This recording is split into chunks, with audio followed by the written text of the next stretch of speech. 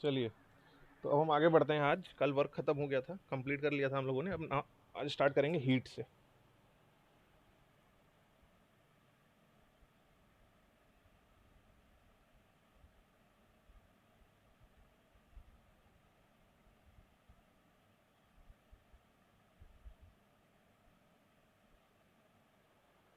ठीक है, तो हीट अगर मैं पूछूं, डिफाइन करने को बोला जाए तो क्या है?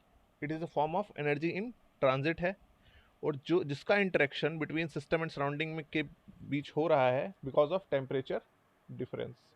Okay, so it is a form of energy that is, or we can say that is transferred between two bodies, or that is transfers between system and surrounding by virtue of temperature difference. Okay, simple defined it.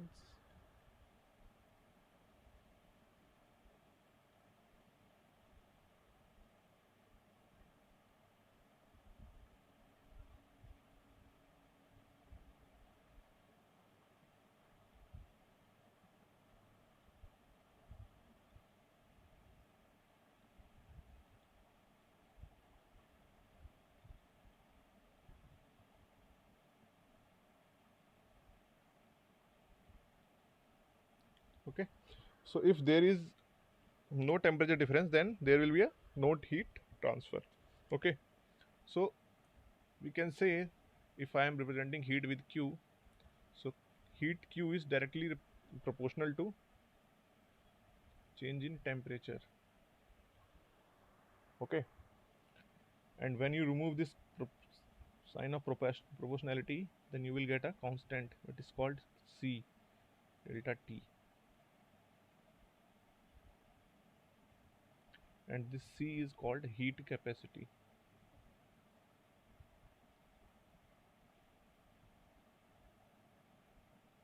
ठीक है, this is heat capacity, not specific heat, because specific heat capacity is equal to mass into specific heat.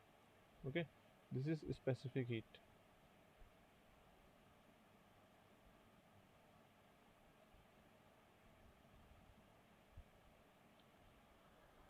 ठीक है, so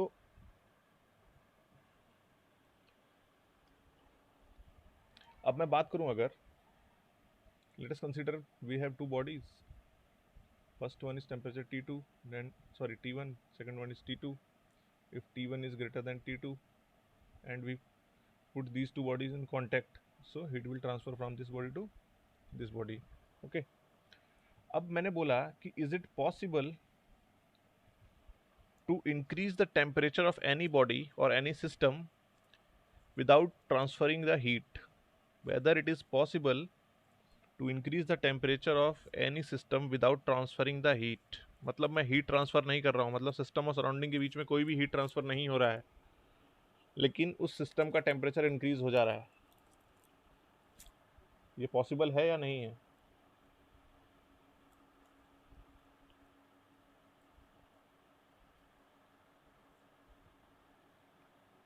अच्छा, work भी नहीं हो रहा है? यस।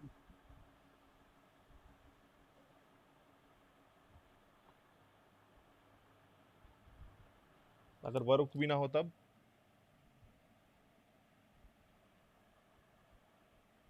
Isothermal process. बेटा मैं आइसोथर्मल में टेम्परेचर इंक्रीज कैसे होगा? I am saying that you are not, the system is not interacting with surrounding.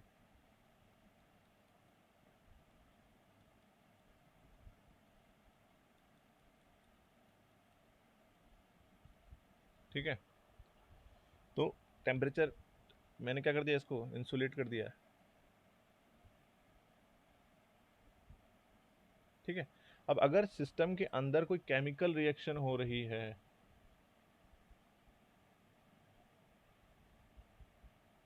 ठीक है, और वो केमिकल रिएक्शन क्या है, एक्सोथर्मिक है, तो क्या होगा, वो वर्क क्या करेगी, सॉरी वर्क कह रहा हूँ, वो हीट को रिलीज करेगी।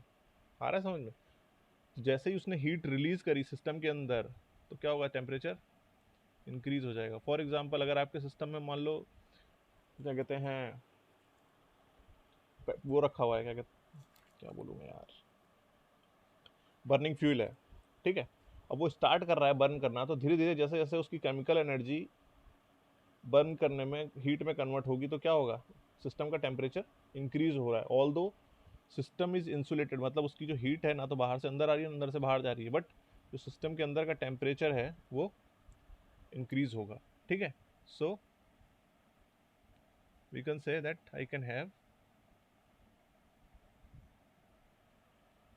Adiabatic temperature change,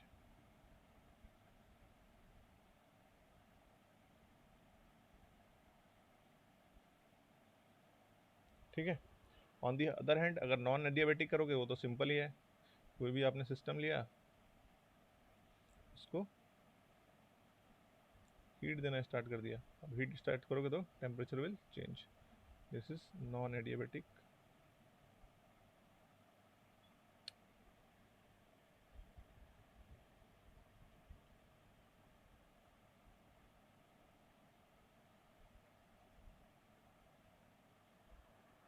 temperature change, ठीक है।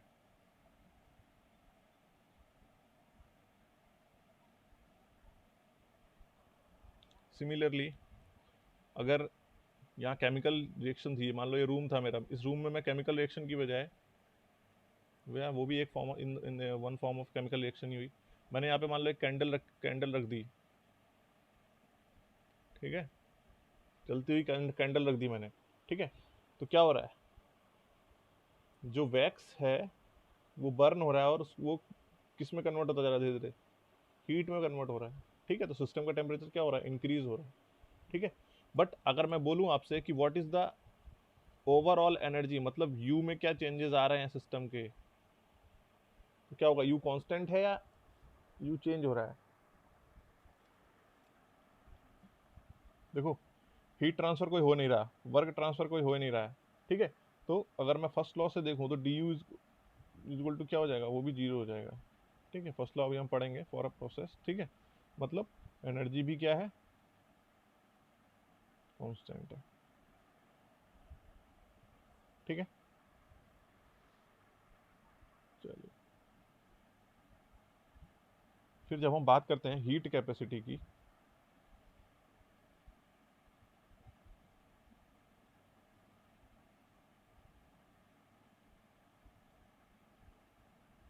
सर। हाँ हेलो। हाँ, बोलिए बोलिए। Sir internal energy, sir internal energy तो टेम्परेचर तो चेंज कर रहे हैं यहाँ, हाँ, तो इंटरनल एनर्जी सर तो चेंज करना चाहिए, इंटरनल एनर्जी चेंज करना चाहिए, क्योंकि इंटरनल एनर्जी टेम्परेचर का फंक्शन होता है ना। सिर्फ टेम्परेचर का फंक्शन होता है।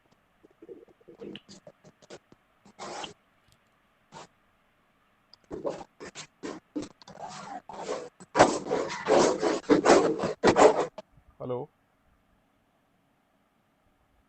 बेटा, और भी चीजें इफेक्ट करती हैं, टेम्परेचर का जो फंक्शन आप बोल रहे हो वो सिर्फ इन केस ऑफ आइडियल गैस है, ठीक है। Otherwise you can not say that temperature internal energy is only function of temperature, that is only in case of ideal gas,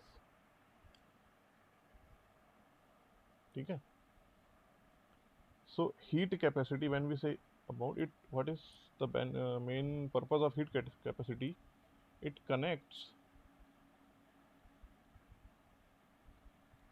heat with temperature,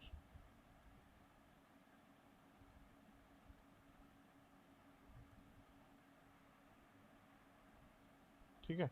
जब मैं हीट कैपेसिटी की बात कर रहा हूँ तो हीट कैपेसिटी मेनली क्या पर्पज है इसका, कि हीट को टेम्परेचर के साथ कनेक्ट कर रही है बस, ठीक है। देन स्पेसिफिक हीट,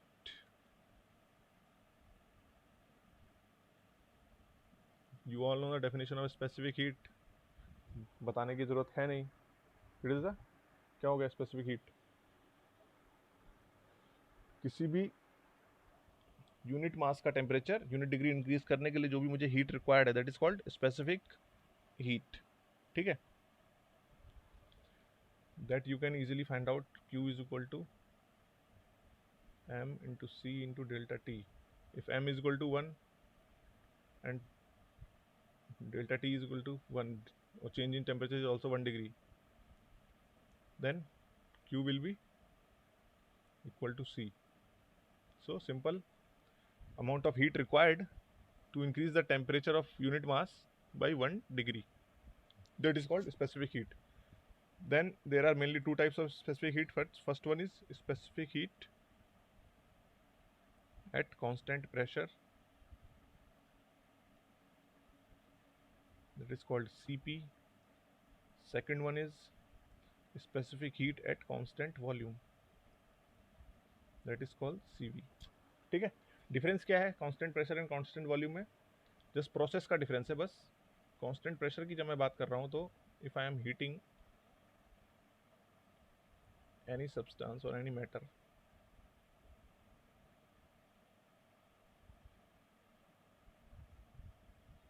ओके, तो जैसे जैसे मैं इसको हीट करता जाऊंगा, अंदर अगर प्रेशर कुछ भी है PVT, ठीक है, तो जैसे जैसे मैं इसको हीट करूंगा टेम्परेचर इंक्रीज तो होगा ही होगा, उसके साथ प्रेशर भी इंक्रीज होगा. जैसे ही थोड़ा सा प्रेशर इंक्रीज होगा पिस्टन ऊपर मूव करने लगेगा.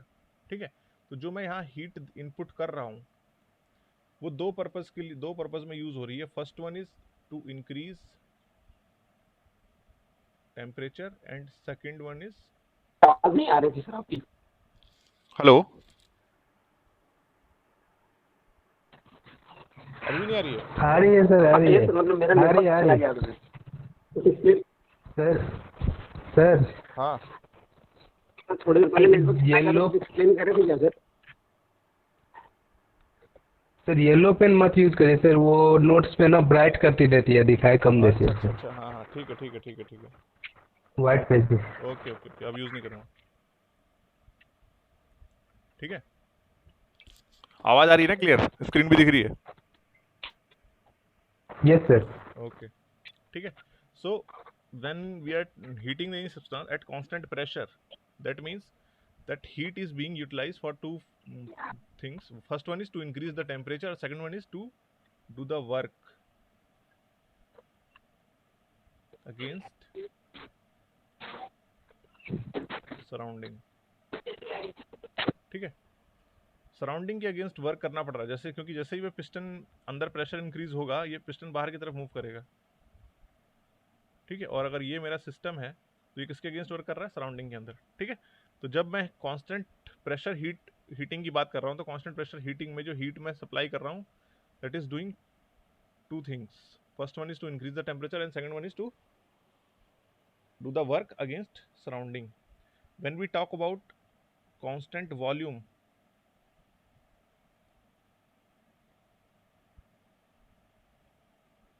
constant volume means the volume is fixed, so I have placed stopper. मतलब क्या है, प्रेशर कितना भी इंक्रीज हो जाए ये ऊपर नहीं बढ़ेगा, पिस्टन ऊपर नहीं जाएगा. Okay, here pressure, volume, temperature. So here heat will only be used for the to increase in temperature. आ रहा है समझ में? So this is equal to Cv and here this is equal to, no sorry, this is not Cv.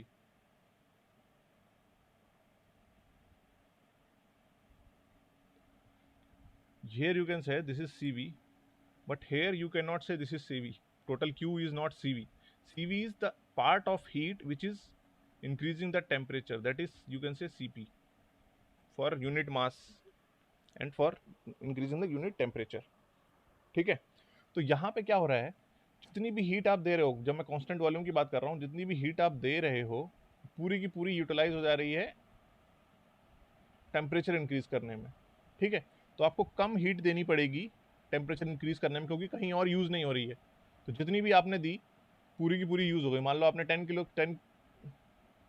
Joule heat input करी, तो पूरी की पूरी 10 kilo joule heat temperature increase करने में यूज़ हो गई. ठीक है, ऑन द अदर हैंड अगर मैं कांस्टेंट प्रेशर की बात करूं तो यहाँ पे अगर आप 10 किलो जूल हीट दे रहे हो, total 10 kilo joule heat temperature increase करने में यूज़ नहीं हो रही है. हो सकता है कि यहाँ पे इंक्रीज हो रही हो 5 किलो जूल और वर्क करने के अगेंस्ट भी यूज़ हो रही हो 5 किलो जूल. आ रहा है समझ में? तो अगर मुझे सेम टेम्परेचर इंक्रीज करना है तो क्या करना होगा, कांस्टेंट प्रेशर के टाइम हीटिंग में मुझे ज़्यादा हीट इनपुट करानी पड़ेगी। आ रहा समझ में? इसीलिए हम बोलते हैं कि Cp की value is greater then Cv, because in case of constant pressure, heat is doing or heat is being utilized for two things. First one is to increase the temperature of the system, and second one is to do the work against surrounding. तो same amount of, अगर मुझे temperature increase करना है, जितना temperature मैंने यहाँ increase करा उतना ही यहाँ करना है, ठीक है। तो यहाँ तो पूरा के पूरा हीट टेम्परेचर इंक्रीज करने में ही मिल रही है, तो इसका मतलब क्या है, थोड़ी सी हीट दोगे वो पूरी मिल जाएगी, इसको टेम्परेचर इंक्रीज हो जाएगा। लेकिन यहाँ पे क्या करना है, ज़्यादा हीट देनी पड़ेगी, उस ज़्यादा जितना हीट दे रहे हो उसमें से कुछ पार्ट इसको यहाँ मिल रहा है। आ रहा है समझ में? सो that's Y value of Cp is greater then value of Cv। ठीक है, होप कोई प्रॉब्लम नहीं है इसमें।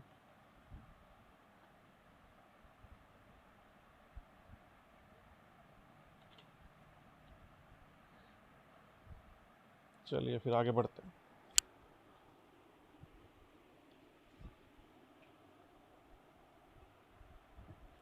नेटवर्क गायब हो गई थी। नेटवर्क गायब, मैं बस ये बोल रहा था कि जो इंटरनल एनर्जी है that is the function of temperature only for ideal gas only, जो अभी हम पढ़ेंगे। ठीक है, थोड़ा सा वेट करो, इंटरनल एनर्जी अभी आने वाली है हीट के बाद, उसमें एक्सप्लेन हो जाएगा।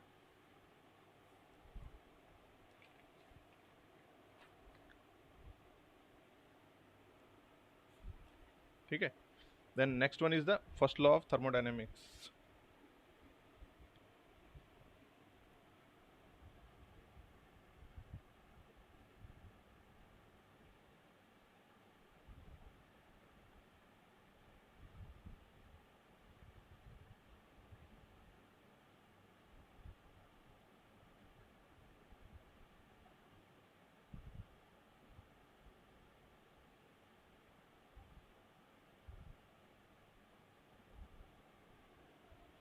ठीक है, what is the first law? It is saying that for a closed system,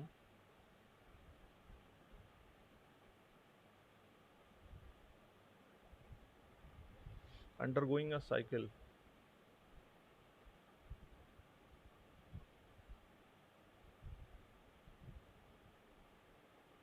net heat transfer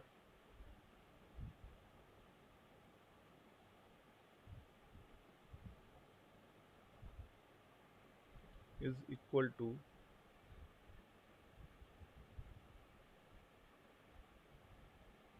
net work transfer।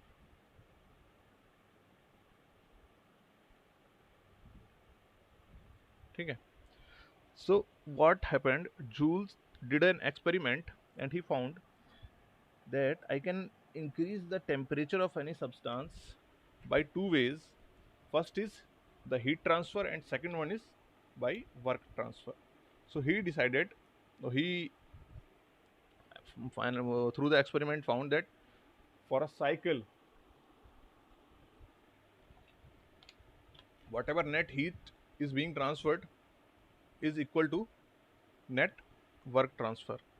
So we can say that cyclic integral of heat is equal to cyclic integral of W. Cyclic integral means it's कुछ भी नहीं है, simple कि summation of heat interaction for a cycle, ठीक है, is equal to summation of work interaction for a, मतलब जितने भी वर्क इंटरेक्शन हो रहे हैं उसका summation and net heat interaction उसका समेशन क्या होना चाहिए, हमेशा इक्वल होना चाहिए। ठीक है, and this is applicable for all process.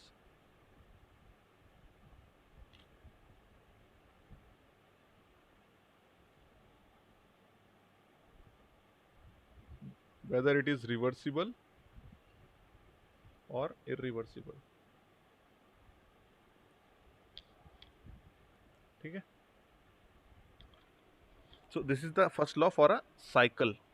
ठीक है, ध्यान रखना, this is the first law for a cycle. अब इस फर्स्ट लॉ के हेल्प से कुछ कंक्लूजन निकालने हैं। क्या कंक्लूजन है? what we did, let us consider pressure and volume. दिख रहा है?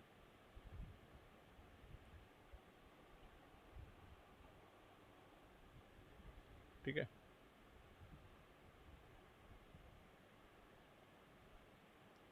1 2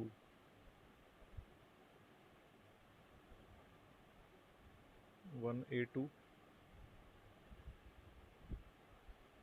this is the path, and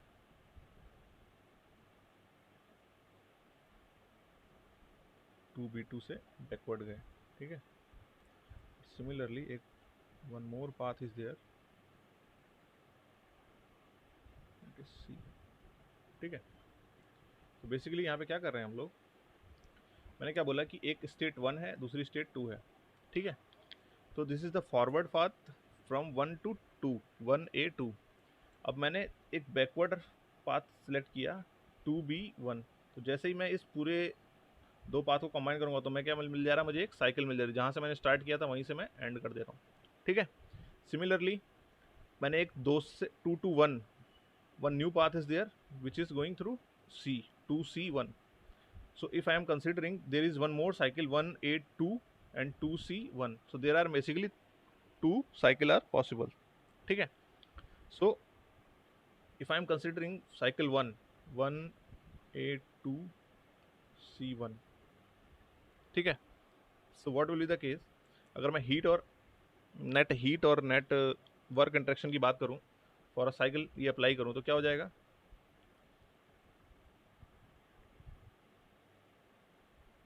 dq 1A2 plus dq 2B1. ठीक है, जो हीट इंटरेक्शन इस प्रोसेस में हुआ प्लस जो हीट इंटरेक्शन इस प्रोसेस में हुआ, यही दोनों साइकिल में है प्रोसेस. ठीक है, this should be equal to whatever work interaction is happening in 1A2 plus in 2B1. ठीक है, then another cycle 1A2, sorry this is B, C1.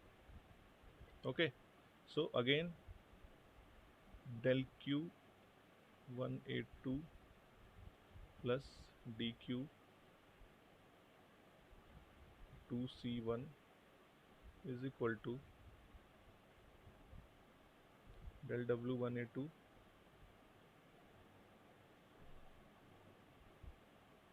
C1. This is equation 1, this is equation 2. Now अगर मैं equation 1 minus equation 2 कर दूं, मतलब I am subtracting equation 2 from equation 1, तो क्या होगा, this is minus minus minus and minus. So 1A2 और 1A2 this will cancel out. Similarly dW 1A2 and 1A2 will cancel out. ठीक है, आपका बचेगा क्या, 2B1 माइनस 2C1 और here 2B1 minus 2C1. So we can write del Q 2B1 minus del Q 2C1 is equal to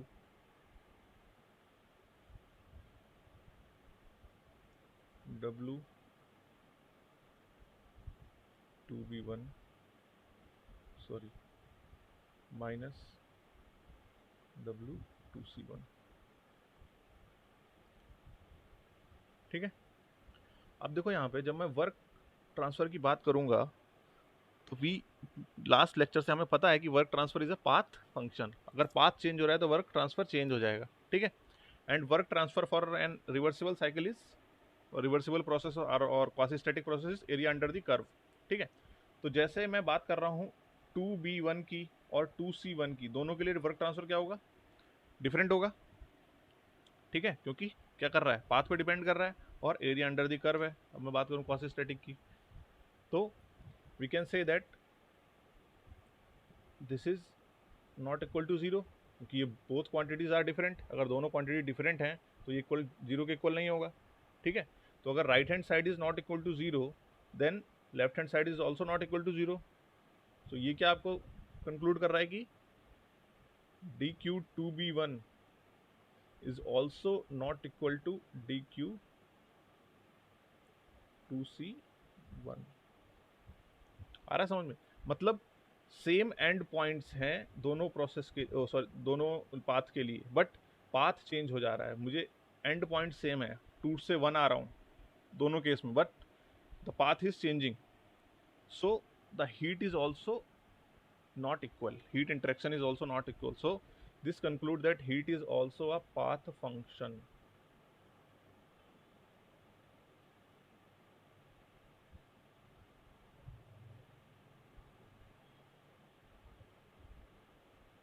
अरे समझ में? अभी तक हमने सिर्फ प्रूफ किया था कि work is a path function. So with the help of first law and work we have concluded that heat is also a path function. मतलब हीट भी पाथ पे डिपेंड करेगा, which path I am following it will depend on that, ठीक है। So same as that work, जो 5 point हमने work के लिए लिखे थे, सारे points is all points are applicable for heat only, heat also, ठीक है। It is a path function। second one, it is a boundary phenomena। then transient phenomena। after that depends on past history।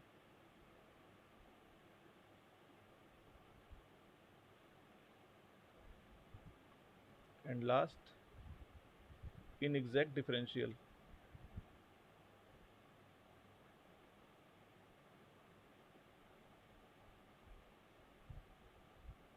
ठीक है।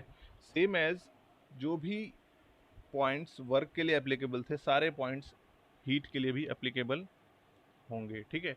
आपको मैंने पहली उसी class में बताया था कि जब भी आपको हीट एनर्जी इन ट्रांजिट का इंटरेक्शन देखना है तो आपको हमेशा बाउंड्री पे चेक करना है। So that's why it is written it is boundary phenomena. Transient, कोई भी हीट ट्रांसफर हो रहा होगा तो कुछ ना कुछ टाइम लेगा, टाइम के साथ होगा। ऐसा नहीं होगा कि आप एक मोमेंट में तुरंत हीट ट्रांसफर खत्म हो गया, ठीक है। It is a time taking process, ठीक है। Then it depends on past history. Past history का मतलब ये हुआ कि which path it has followed, किस पाथ को फॉलो करके आया है, ये पाथ हिस्ट्री पे डिपेंड कर रहा है।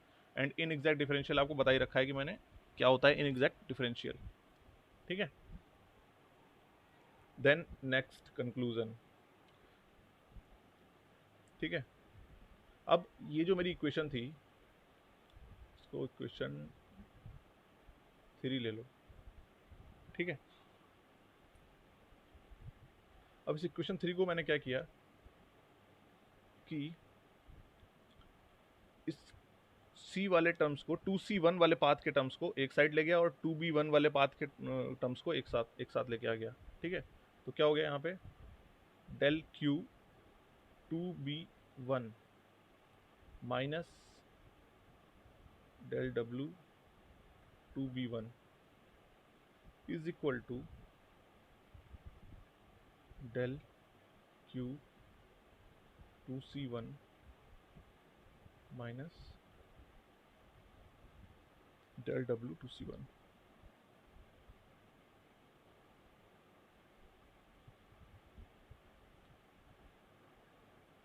ठीक है।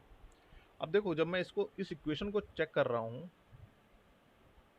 ठीक है, तो आपको क्या यहां पे पता चल रहा है कि the quantity heat minus work interaction, ठीक है, for a particular path is equal to same quantity for different path. आ रहा समझ में? देखो, जब मैं 2 से बी पाथ 2B1 पाथ को फॉलो कर रहा हूं और तब मैंने क्वांटिटी फाइंड आउट करी, क्या, heat interaction minus work interaction for 2B1 path. ये देखो, 2B1 पाथ के लिए heat interaction minus 2B1 path के लिए work interaction, it is equal to the same quantity for 2C1 path. मतलब यहां भी मैंने वर्क और हीट फाइंड आउट करा माइनस वर्क। आ रहा है समझ में? सो मतलब ये जो क्वांटिटी है ये पाथ पे डिपेंड नहीं कर रही है। Getting the point? बिकॉज जब मैं 2b1 पाथ के लिए लिखा क्वांटिटी और 2c1 पाथ के लिए लिखी है क्वांटिटी, दोनों क्या है? सेम आ रही, इक्वल है। ठीक है, that means if this quantity is not depending on the path, that means this quantity is a point function, and if it is a point function, that then it has to be an property of the system. ठीक है,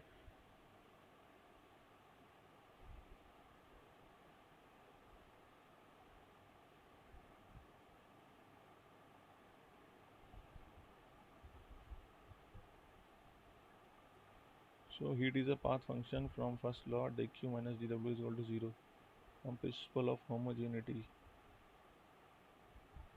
Heat will be a path function, can be? No, अगर आप वो dq is equal to, हाँ अगर cycle के लिए लिख रहे हो तब मैं मान सकता हूँ, लेकिन ऐसा नहीं कह सकते। देखो अभी यहाँ पे आपको साफ साफ दिखेगा, प्रिंसिपल ऑफ होमोजेनिटी से आप ये नहीं बोल सकते कि ये पाथ फंक्शन है तो ये भी पाथ फंक्शन होगा। ठीक है, कैसे? अभी देख रहे हैं। ठीक है, del Q 2b1 minus del W 2b1, मतलब ये क्या है? ये क्वांटिटी दोनों पाथ के लिए सेम है। ऑफ द पाथ के लिए सेम है, इसका मतलब this is a point function, and point function it should be an any property, and that property is called change in energy.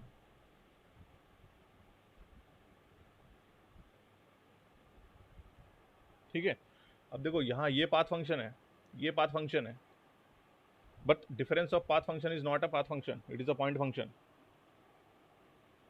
आ रहा है समझ में? सो होमोजेनिटी आप यूनिट्स के लिए तो अप्लाई कर सकते हैं कि इसकी यूनिट भी सेम है, जूल में है, ये भी जूल में है, ये भी जूल में है, but you can not say that difference ये होमोजेनिटी से मैं ये अगर पाथ फंक्शन है, ये पाथ फंक्शन है तो ये भी पाथ फंक्शन होगा। नो, ठीक है, this is path function, this is also path function, but the difference of these quantities is not a path function, this is point function, ये property है system की। ठीक है, so if I write here we can say that dq is equal to d plus dw. This is the first law of thermodynamics for any process।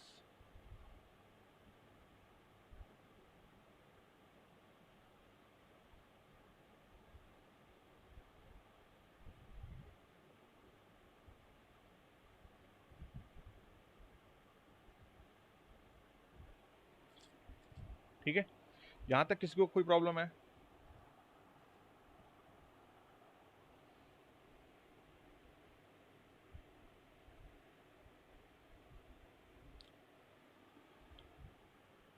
और this is applicable for only for closed system, keep that in mind।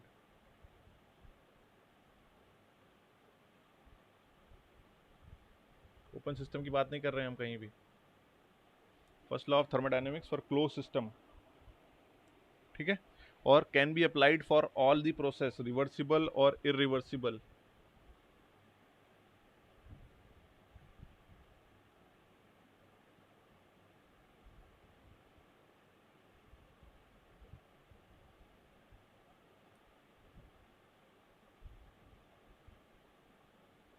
Reversible and irreversible.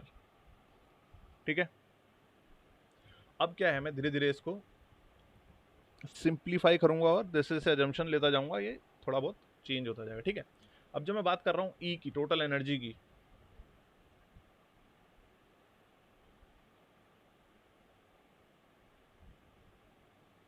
ठीक है, and total energy is the summation of internal energy plus kinetic energy plus potential energy plus if there is any another form of energy stored। ठीक है, so first if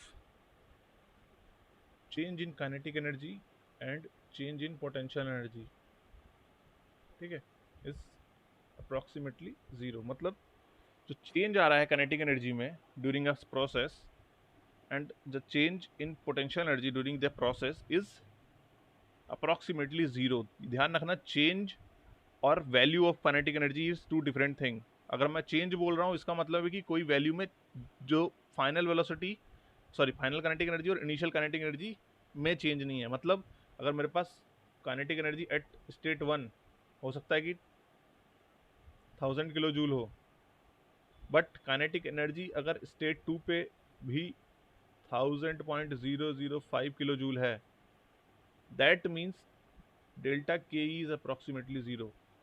इसका मतलब ये नहीं है कि पर्टिकुलर स्टेट पे काइनेटिक एनर्जी की वैल्यू बहुत कम है. ठीक है, दिस मीन्स चेंज जो आ रहा है इस स्टेट से इस स्टेट के बीच में जो चेंज आ रहा है वो अप्रॉक्सीमेटली जीरो है. ठीक है, तो अगर मैं ये अजम्पशन लेता हूं तो यहाँ पे डी किसके इक्वल हो जाएगा, then it will leads to D is equal to D U. ठीक है, मतलब change in total energy is equal to change in internal energy. So here we can put, then equation will be D Q is equal to du plus del w. ठीक है, तो इस equation के लिए अगर मैं आपसे बोलूं कि what are the different conditions for this equation, then you can say that first one is it is for close system and second one is kinetic energy and potential energies are approximately zero. और इन्हीं को sorry इन्हीं को बोलते हैं हम macroscopic energy.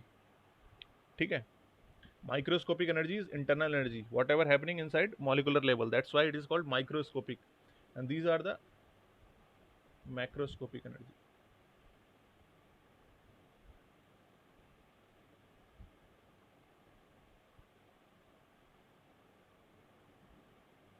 This is microscopic.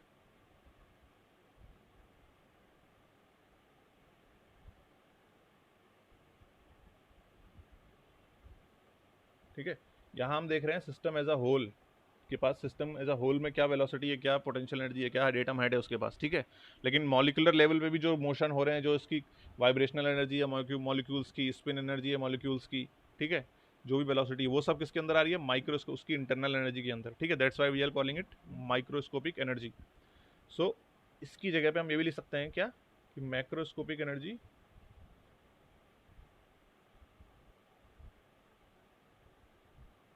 Neglected. दोनों में से कुछ भी बोल सकते हैं. ठीक है, अगर ये दो कंडीशंस हैं तब ये इक्वेशन को यूज कर सकते हैं हम. ठीक है, देन नेक्स्ट, अब देखो जब वहां मैं जो लिख रहा हूं वहां पे डी डब्ल्यू. ठीक है, अब ये डी डब्ल्यू दो तरीके का वर्क हो सकते हैं. First one is PDV and plus second one is other work. Other work का एग्जांपल मैं जैसे हम लोगों ने बात करी थी कि जब हम गीजर की बात कर रहे थे, ठीक है, तो वहां पे क्या था, इलेक्ट्रिकल एनर्जी ट्रांसफर हो रही थी. ठीक है, वहां पे बाउंड्री वर्क नहीं आ रहा है, कोई पीडीवी वर्क नहीं आ रहा है. ठीक है, ओनली क्या ट्रांसफर हो रहा है, इलेक्ट्रिकल वर्क वहां से ट्रांसफर हो रहा है. तो that will come into other work. ठीक है, ऑन द अदर हैंड अगर मैंने बोला कि शाफ्ट वर्क है आपके पास, ठीक है, आपकी शाफ्ट रोटेट कर रही है, जो हमने बात की थी थर्मोडायनेमिक्स में जब हम बैटरी की बात कर रहे थे, बैटरी लगाई थी हमने, फिर मोटर लगाई थी, शाफ्ट रोटेट कर रही थी. ठीक है, तो हमने बोला था this is a form of thermodynamic work. ठीक है, तो अगर शाफ्ट रोटेट कर रही है that is also form of thermodynamic work, but it is not displacement work, so it will come under other work. ठीक है, स्प्रिंग के अगेंस्ट कोई वर्क कर रहे हैं, दैट विल कम अंदर डिस्प्लेसमेंट वर्क. ठीक है, तो अगर मैं टोटल वर्क की बात करूं तो there are mainly two types of work that we will consider. First one is displacement work and second one is other work. Other work में जो भी अदर इंटरेक्शन हो रहे हैं in the form of work except displacement work, that will come under other work. ठीक है, so if second assumption, if dw other is zero, मतलब there is no interaction is taking place except displacement work and process is quasi static, ठीक है।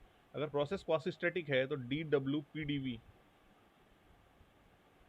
को आप क्या लिख सकते हैं, pressure into change in volume, P into DV, ठीक है। सो क्या हो जाएगा, यहाँ से इक्वेशन में पुट करेंगे तो del Q is equal to D U plus P D we,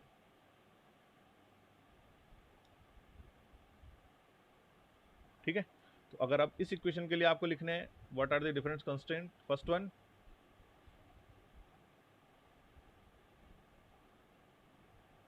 close system, second one D U लिखा है डी की जगह, तो delta K E and delta P neglected, third one quasi static,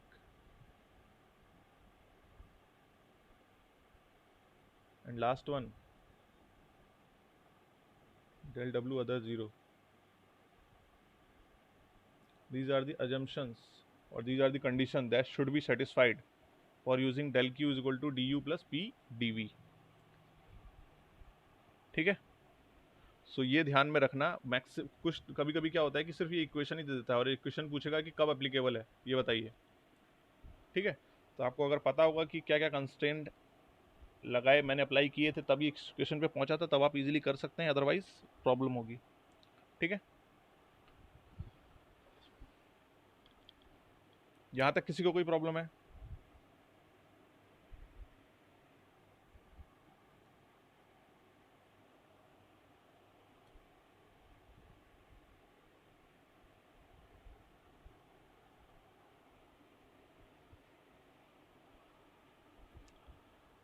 चलिए फिर आगे बढ़ते हैं, ठीक है। नाउ जब हम बात कर रहे हैं, मैंने अभी डिफाइन किया कि जब हम बात कर रहे हैं एनर्जी की,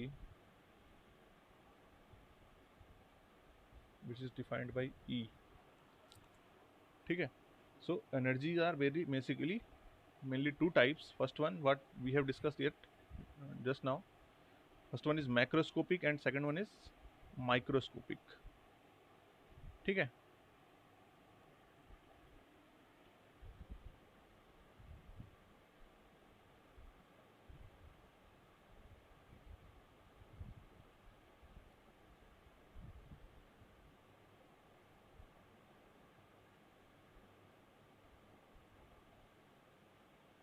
अब ये ध्यान रखना, this is energy in storage,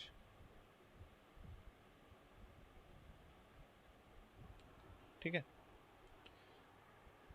macroscopic is basically refers internal energy,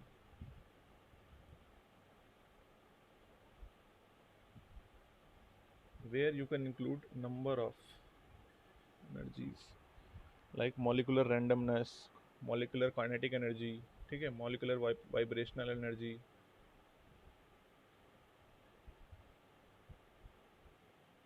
ठीक है, स्पिन एनर्जी, ठीक है, रोटेशनल एनर्जी, देन केमिकल, ठीक है।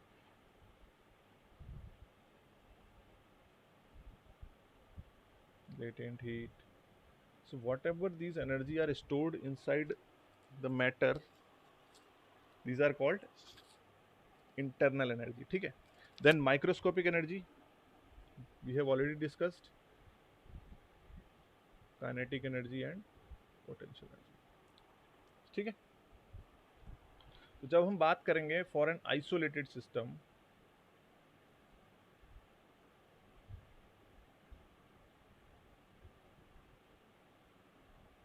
ठीक है, we know that del Q is equal to D E plus del W, ठीक है। अब आइसोलेटेड के लिए there is no heat transfer, in case of isolated system heat transfer is 0, in case of isolated system work transfer is 0, so dE is equal to 0, that means energy is constant, आ रहा है समझ में? तो क्या मतलब हुआ कि if there is any isolated system then the energy means there is no interaction, work interaction or heat interaction, then the energy of that system will be constant, or we can say that energy of an isolated system is always constant. ठीक है. On the other hand, जब हम पढ़ेंगे second law, तब हम देखेंगे कि entropy of an isolated system is not constant. It is sorry for an spontaneous process it is always increasing with the process. ठीक है. Now we will discuss about Q, sorry U, internal energy.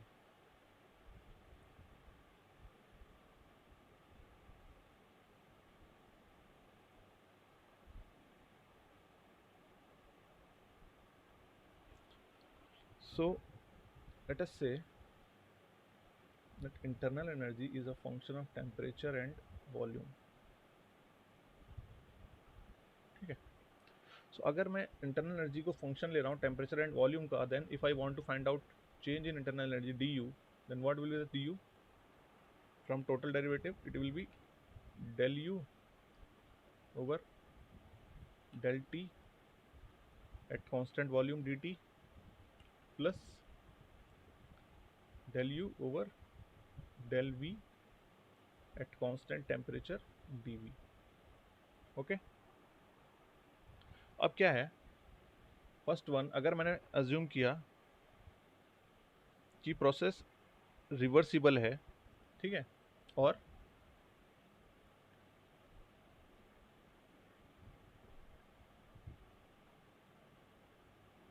Zero है, ठीक है, so what will be the condition? Del Q is equal to D U plus P D we.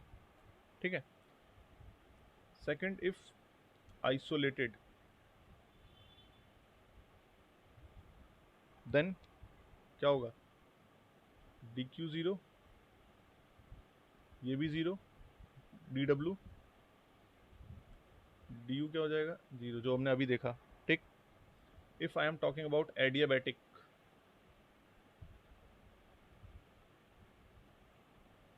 For adiabatic D Q is equal to zero. So change in internal energy plus del W is equal to 0. That means change in internal energy is equal to negative of work done. मतलब system जो भी work कर रहा है वो कहाँ से आ रहा है? उसकी सिस्टम की इंटरनल एनर्जी से आ रहा है. ठीक है. Then another, when volume is constant. ठीक है. So when volume is constant, dq is equal to du plus pdv, and process is reversible or quasi-static. So this is zero. So we can say that dq for constant volume is equal to change in internal energy. आ रहा है समझ में?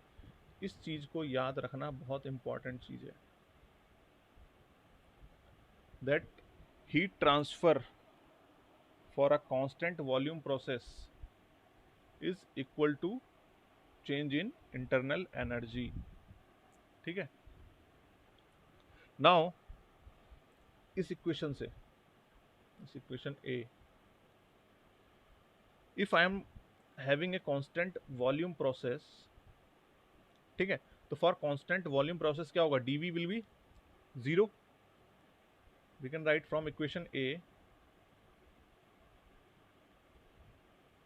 if there is, it is a constant volume process. constant volume का मतलब क्या हो गया?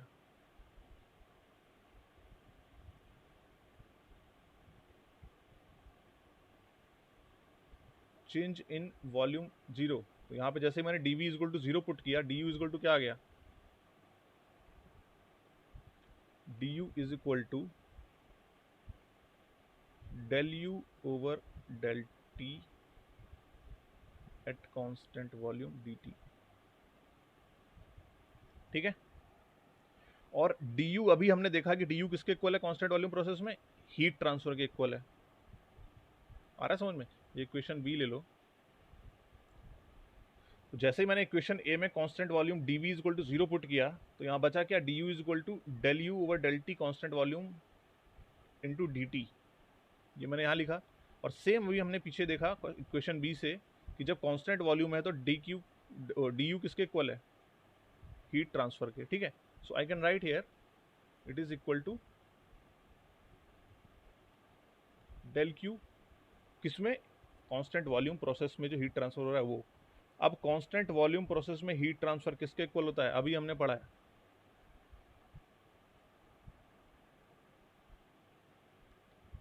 CV dt के,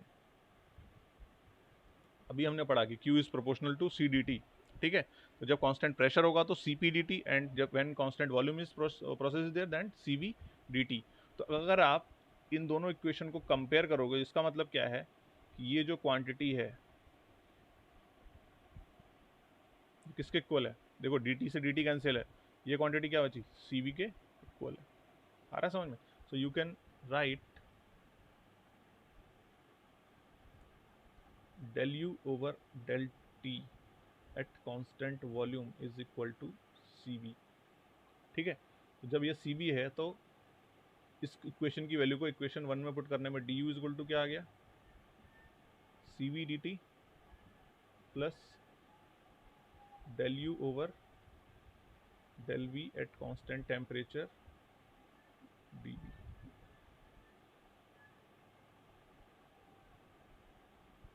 ठीक है। And for v is equal to constant dv is equal to 0 तो du इज इक्वल टू यहाँ से क्या आ जाएगा, CV dt।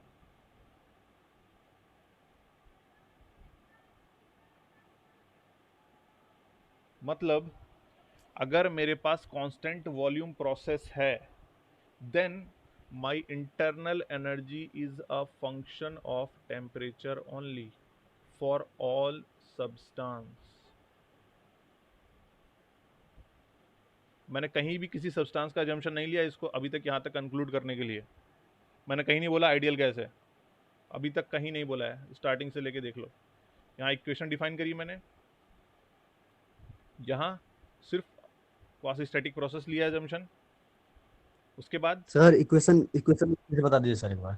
कौन सी equation, sir U is function of T और भी टेम्परेचर वॉल्यूम बेटा कैसे ये तो होगा? सिर्फ टोटल डिफरेंशिएशन का फंक्शन है। अगर आपका कोई फंक्शन है, function F Z is equal to F X Y, तो उसको कैसे लिखते हैं हम लोग मैथमेटिक्स में, पहले मैं इसके रिस्पेक्ट में डिफरेंशिएट करूंगा इसको कांस्टेंट रख के, फिर इसके रिस्पेक्ट में डिफरेंशिएट करूंगा टी को कांस्टेंट रख के। तो वही तो किया है मैंने, पहले यू को डिफरेंशिएट किया किसके रिस्पेक्ट में, टी के रिस्पेक्ट में, कीपिंग वी कांस्टेंट, प्लस फिर यू को डिफरेंशिएट किया वी के रिस्पेक्ट में keeping T constant. So this is the function from your mathematics total differentiation, ठीक है।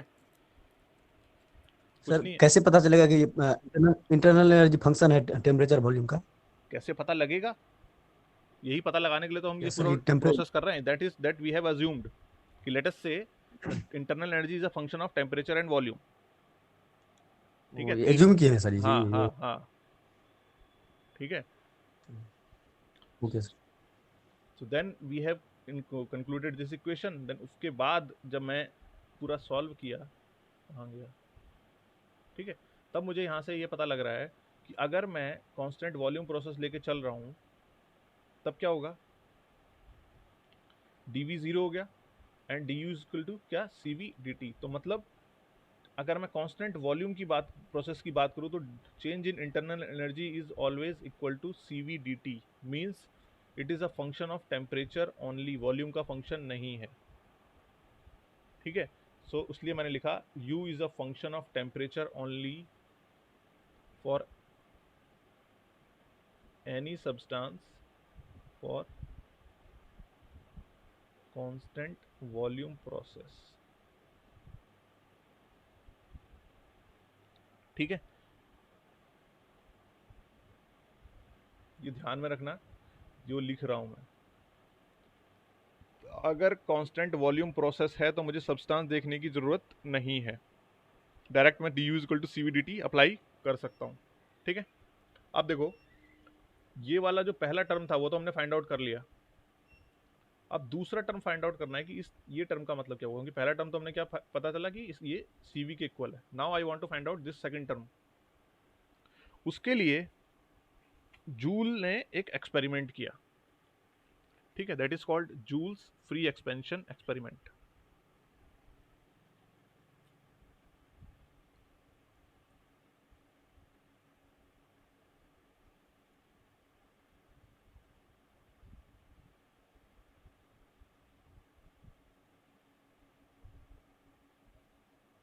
ठीक है, उन्होंने क्या किया,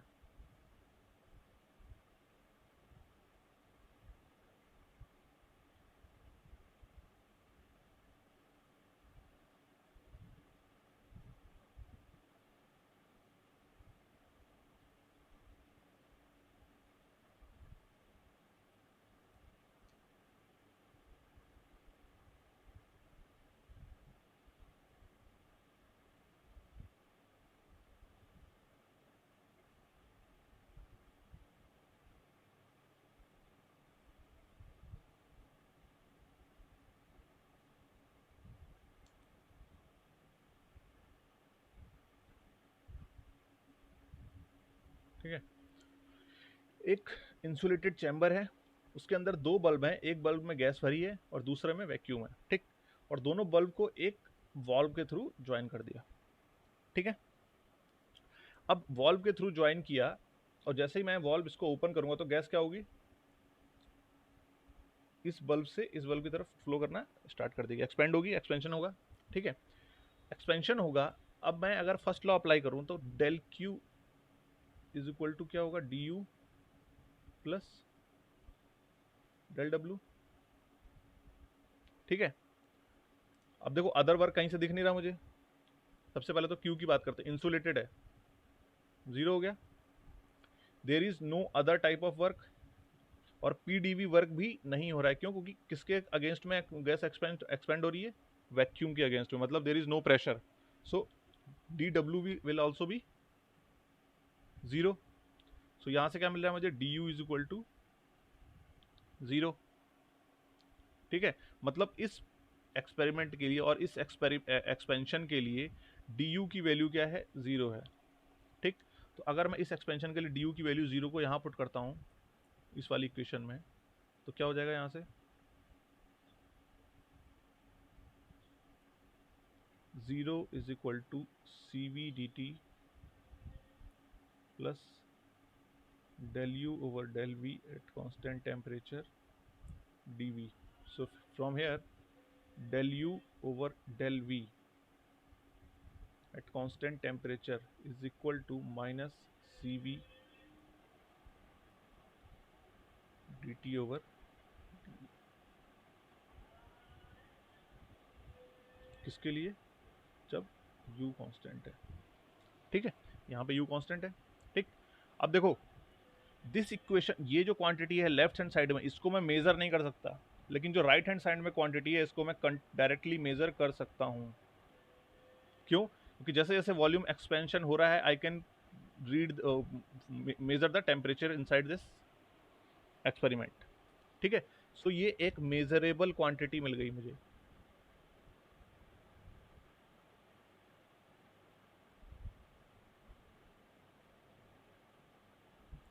ठीक है, and this term del T over del V at constant internal energy is called mu J, Joule's coefficient.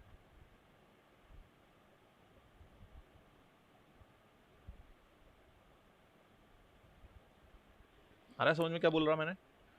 जैसे ही हमने डी यू को जीरो पुट किया, C V D T plus same equation में, यहाँ से del U over del V at constant temperature क्या आ गया, सी वी को उधर ले गए नेगेटिव डी टी, और डी वी नीचे आ गया, D T over D V. अब ये जो राइट हैंड साइड वाली क्वांटिटी थी आप डायरेक्टली मेजर नहीं कर सकते। ठीक है, इंटरनल एनर्जी, आप इंटरनल एनर्जी डायरेक्टली किसी इंस्ट्रूमेंट से मेजर नहीं कर सकते जाके कि आपने ये रख दिया जाके और पता चल गया इंस्ट्रूमेंट इंटरनल एनर्जी कितनी है। ठीक है, but on the other hand right hand side C V आप मेजर कर सकते हो, D T you can measure, change in temperature क्या हो रहा है ये मेजर कर सकते, चेंज इन वॉल्यूम क्या हो रहा है आपको पता है कि इनिशियल वॉल्यूम फाइनल वॉल्यूम क्या है। ये आप मेजर कर सकते हो। This right hand side quantity is measurable quantity, ठीक है। तो इसको मैं एक्सपेरिमेंट के थ्रू मेजर कर सकता हूँ। तो जब उन्होंने नंबर ऑफ एक्सपेरिमेंट किए तो क्या पता चला कि जो क्वांटिटी, सर हाँ जो इक्वेशन है उसमें आप कैसे बोलते हो कि टेम्परेचर चेंज होगा वहाँ पे? क्या कह रहे हो बेटा? तो जो एक्सपेरिमेंट हुआ वहाँ पे हम कैसे बोलते हैं वहाँ पे टेम्परेचर चेंज पक्का बेटा होगा ही? टेम्परेचर मेजर ही तो करना है मुझे, यहाँ पे थर्मोकपल लगा दूंगा, मुझे पता चल जाएगा टेम्परेचर में क्या रीडिंग आ रही है। तो मैं बोल रहा हूँ टेम्परेचर चेंज होगा, ये कैसे बोल सकते हो आप? मैं कहाँ बोल रहा हूँ? तुम्हें कहाँ, मैंने कहाँ बोला कि टेम्परेचर टेम्परेचर चेंज होगा? डेल्टी हम लोग का 0 हो जाएगा फिर वहाँ पे तक से। हो सकता है, वो भी हो सकता है, वो वही तो मैंने बोला कि ये जो बेटा राइट हैंड साइड वाली क्वांटिटी है, वो क्वांटिटी आप मेजर करके पता लगाओगे कि कैसे वेरी हो रही है। ये मैंने नहीं बोला कि टेम्परेचर चेंज हो रहा है इसलिए मैंने dt लिखा है। आ रहा है समझ में क्या बोला मैंने? इस एक उन्होंने जूल ने क्या करा, अब मुझे सेकंड जो कोफिशिएंट है इसका वैल्यू पता लगानी है कि what is the value of this. तो उसने क्या करा, एक ऐसा एक्सपेरिमेंट डिजाइन किया जिस एक्सपेरिमेंट के लिए du की वैल्यू 0 है, ठीक है। अब du की वैल्यू 0 है तो मैंने यहाँ 0 पुट किया, तो cv dt प्लस ये आ गया। तो अब del u over del v at constant temperature is equal to minus cv dt over dv at constant internal energy, ठीक है। अब मैंने ये बोला कि इधर लेफ्ट हैंड साइड वाली क्वांटिटी आप डायरेक्टली मेजर नहीं कर सकते थे, लेकिन उस क्वांटिटी को मैंने एक ऐसे कंक्लूड कर दिया कि अब ये राइट हैंड साइड में जो क्वांटिटी है इसको आप मेजर कर सकते हो। मतलब जैसे जैसे वॉल्यूम इंक्रीज हो रहा है, टेम्परेचर में क्या इफेक्ट चेंजेस आ रहे हैं ये आप लिख सकते हो। यहाँ वॉल्यूम इंक्रीज चेंज हो रहा होगा तो टेम्परेचर में क्या चेंज आया ये आप इजीली थर्मोकपल लगा के मेजर कर सकते हो।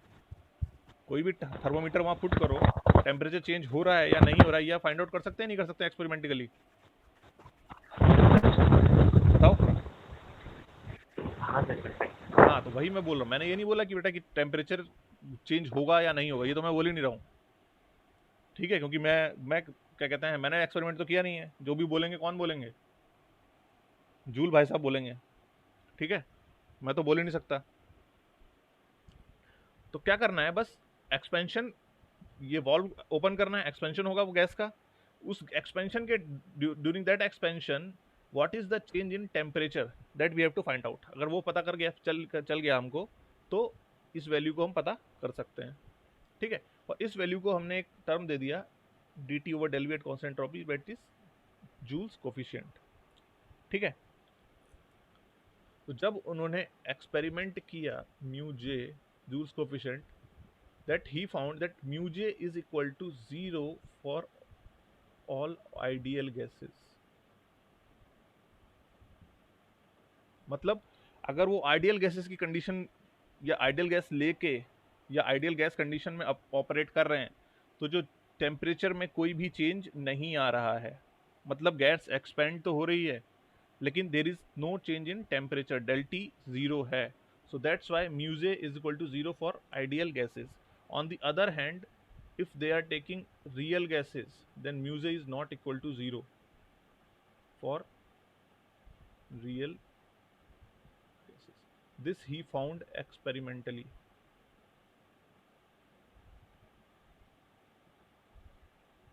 ठीक है, and this we are going to prove theoretically also when we will go through the last chapter, ठीक है, thermodynamic function। In that chapter we will going to prove that mu j is 0 for ideal gases,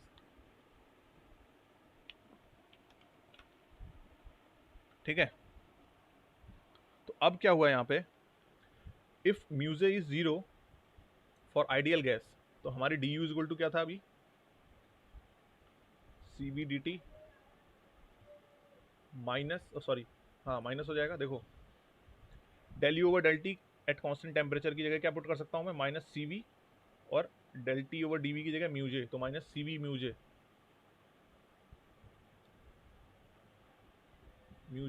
dv।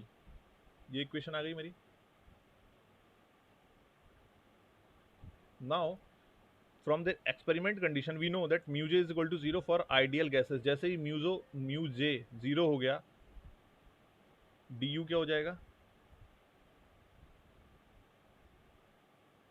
du will be cv dt।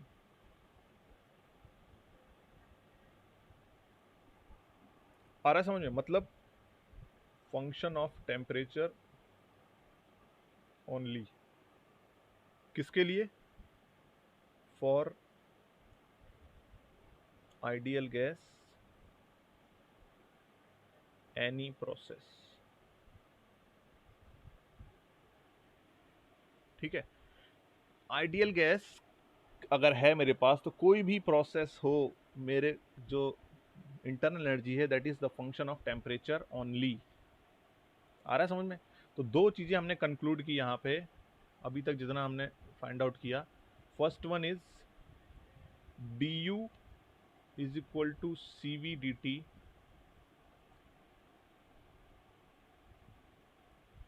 when volume is constant and it is applicable for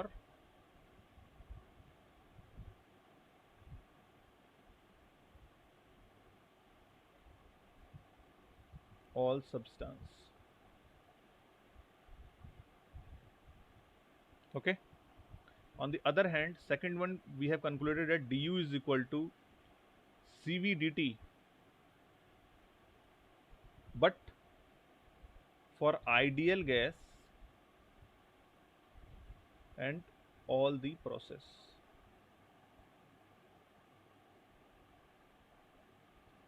ठीक है, तो difference समझ लेना कि du is equal to C V D T. अगर मैं आपको बोल रहा हूं कि my working fluid is an ideal gas, या मेरे सिस्टम में जो गैस है वो आइडियल गैस है, और आप इंटरनल एनर्जी फाइंड आउट करो, find out the internal energy of the system, ठीक है, and the system is consisting N ideal gas, तो आपको ये नहीं देखना है, कभी भी कंसीडर नहीं करना है कि whether it is an constant volume process or it is an constant pressure process or any other process. You can write that du is equal to cv dt। क्यों? क्योंकि मेरे पास आइडियल गैस है। ठीक है, ऑन द अदर हैंड अगर मेरे पास constant volume process है तो मुझे ये नहीं कंसीडर करना है कि वो आइडियल गैस है या नहीं है, कुछ भी हो, मैं डायरेक्टली कांस्टेंट वॉल्यूम प्रोसेस के लिए मैं du is equal to cv dt apply कर सकता हूं। आ रहा है समझ में? तो ये दो चीजें जो हैं फिर से इंपॉर्टेंट हो जाती हैं। कोई कंफ्यूजन है किसी को?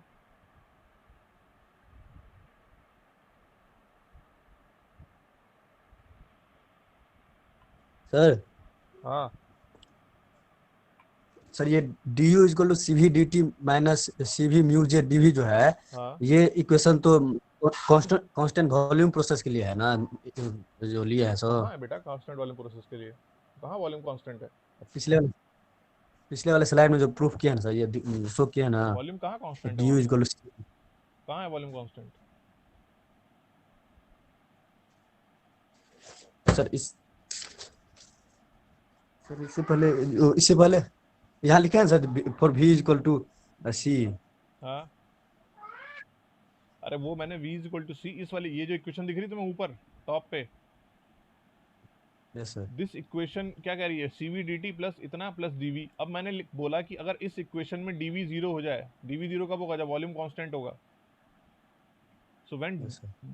dv जीरो तब du is equal to cv dt आया, तो वो तो सिर्फ वॉल्यूम कांस्टेंट कंडीशन यहीं पे खत्म हो गई। दोबारा मैंने इसी इक्वेशन को राइट किया यहाँ पे, ये देखो यहाँ पे dv फिर से आ रहा है, यहाँ पे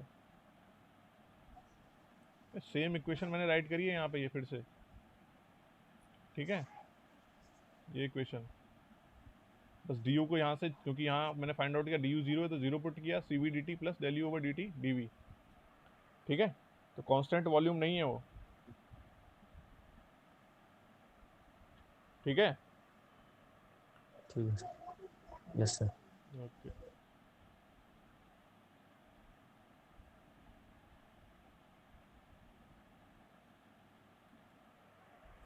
ठीक है, यहाँ तक कोई दिक्कत है किसी को?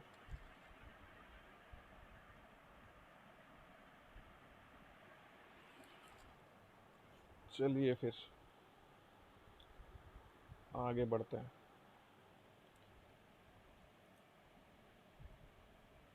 देन वी डिफाइन वन, अब देखो डिफाइन कर दो पहले, छोड़ो। अभी हमने डिस्कस किया था कि अगर मैं कांस्टेंट वॉल्यूम प्रोसेस है तो मेरा जो हीट ट्रांसफर होगा for constant volume process is equal to change in internal energy. ठीक है, ये हमने प्रूव कर लिया था अभी, that for a constant volume process heat transfer is change in internal energy. ये हमने पीछे भी प्रूव किया है, this one, heat transfer for constant volume process is change in internal energy. ठीक है, सो कांस्टेंट वॉल्यूम प्रोसेस तो पता चल गया। Now I want to find out और I want to assign a quantity for which heat transfer at constant pressure process क्या होना चाहिए।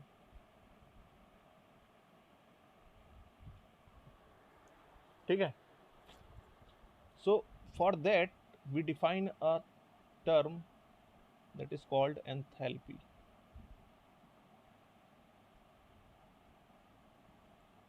एक टर्म डिफाइन किया गया एंथैल्पी, और enthalpy is H is equal to, it is the summation of internal energy plus pressure into volume,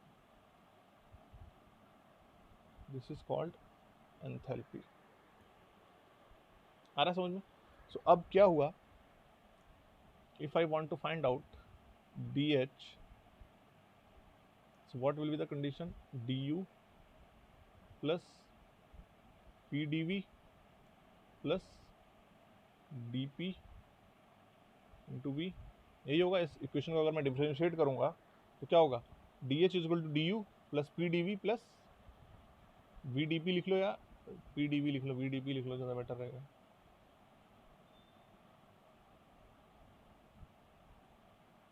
it is called V D P.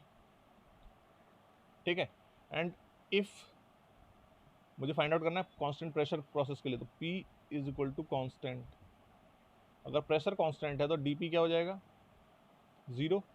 इसका मतलब ये क्वांटिटी क्या हो गई, 0। सो क्या बचा equation, D H is equal to D U plus P D V. ठीक है, ये तो एक इक्वेशन हो गई। दूसरा मुझे पता है,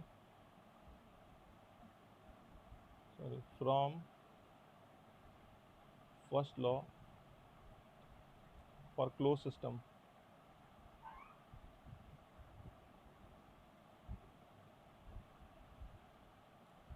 कि del Q is equal to क्या होता है, D U plus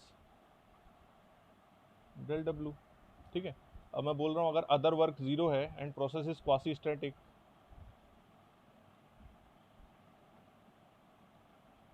then del Q is equal to D U plus P D V. आ रहा है समझ में? So, अब क्या हो रहा है, del Q is equal to D U plus P D V, इस इक्वेशन को इक्वेशन बी, इस इक्वेशन को इक्वेशन ए। अब इक्वेशन ए और बी को अगर आप कंपेयर करोगे तो आपको क्या दिख रहा है, D H is equal to D Q, but किसके लिए, कांस्टेंट प्रेशर प्रोसेस के लिए।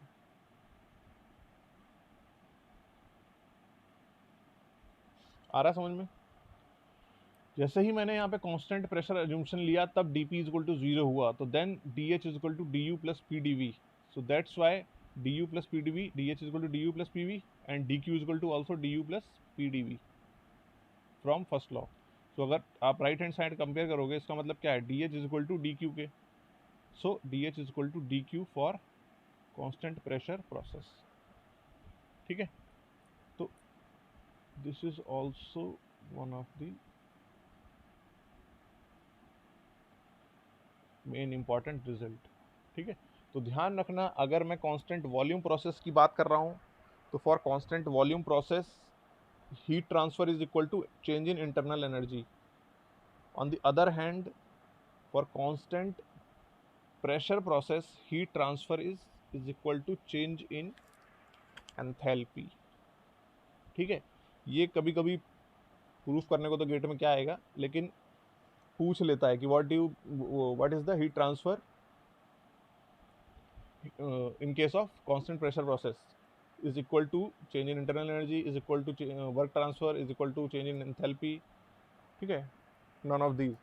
So आपको पता होना चाहिए, रटना नहीं है, कैसे पहुंचा वो कैसे है ये पता होना चाहिए.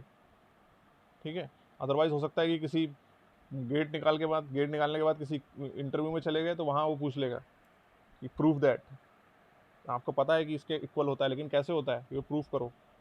That you should know how to achieve this equation और दिस कंक्लूजन. ठीक है, अब सेम एज जो हमने प्रोसेस करी थी यू के साथ, कि यू को इंटरनल एनर्जी के लिए मैंने फाइंड आउट किया कि इंटरनल एनर्जी फंक्शन किस किस का है फॉर आइडियल गैस और for constant volume. Same process मुझे करनी है एंथैल्पी के साथ. ठीक है, so let us consider that enthalpy is again a function of temperature and pressure. अब देखो, that's why we have taken temperature and pressure here, because in case of constant pressure process it is equal to heat transfer, and in case of internal energy we have taken temperature and volume because it is equal to heat transfer in case of constant volume process. इसलिए हम इसको temperature और pressure के terms में लिख रहे हैं. so dH is equal to, from here we can write del H over del T at constant pressure dt plus del H over del P at constant temperature dt. Sorry, क्या कर रहा हूँ,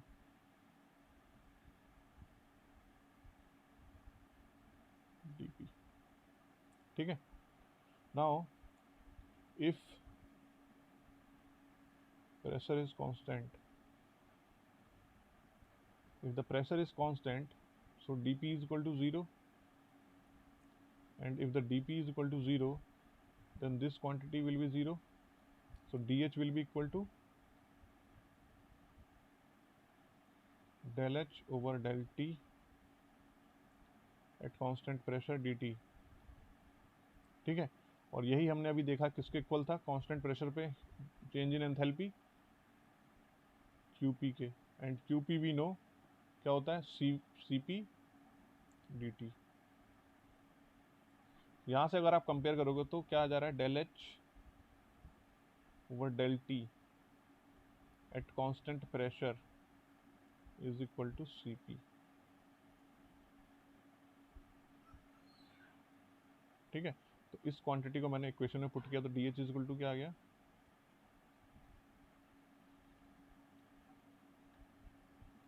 CP dt plus del H over del P at constant temperature dP. This is the equation. ठीक है,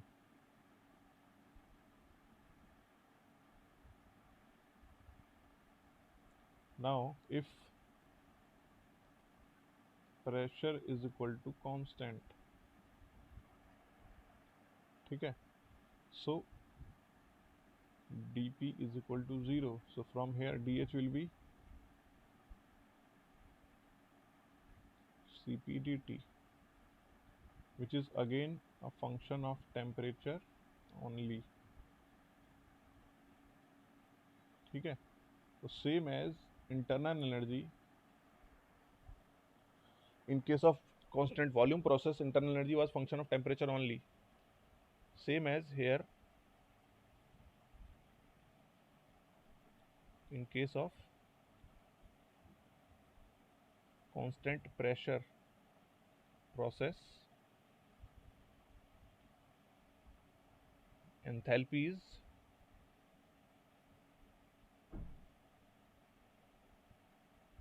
function of temperature only.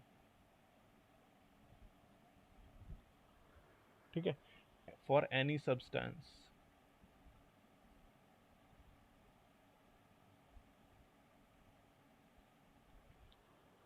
मतलब मैं किसी भी सब्सटेंस के लिए अप्लाई करूं enthalpy is a function of temperature only if the process is constant pressure process.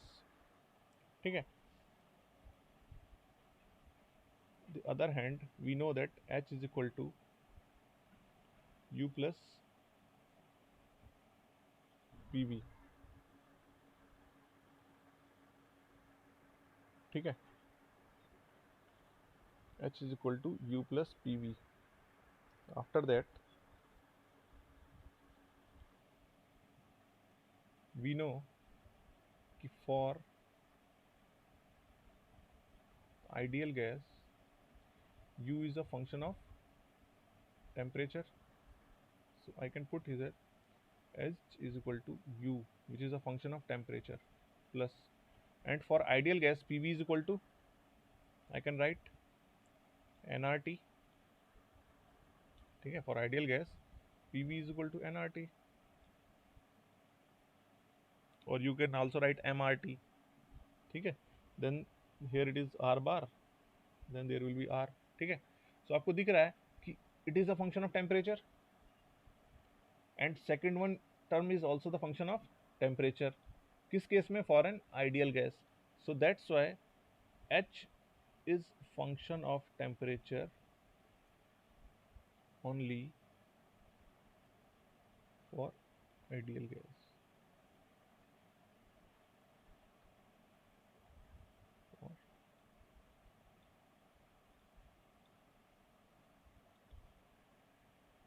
ठीक है.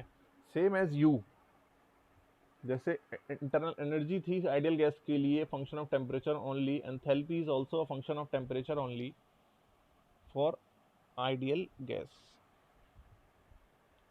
ठीक है. मतलब प्रेशर पे डिपेंड नहीं कर रहा है. अगर मेरा आइडियल गैस है तो enthalpy will not depend on pressure.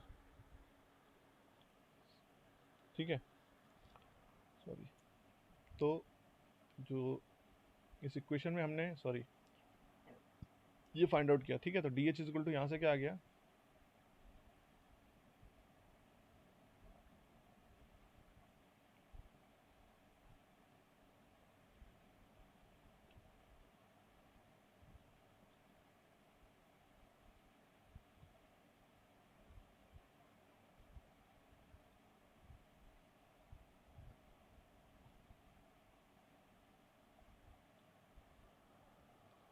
ठीक है. तो अब मुझे कौन सा टर्म बचा सिर्फ फाइंड आउट करने को? डीएच की इक्वेशन में सेकंड टर्म. पहले वाला टर्म तो था D H over del P. क्या था? Del H over del T at constant pressure is equal to what have we found? It is equal to C P. So हमने replace कर दिया उसको सीपी से. ठीक है. अब now we have to find out del H over del P at constant temperature DP. इसकी value मुझे फाइंड आउट करनी है. ठीक. कि क्या वैल्यू होगी? सो उसके लिए क्या करना है?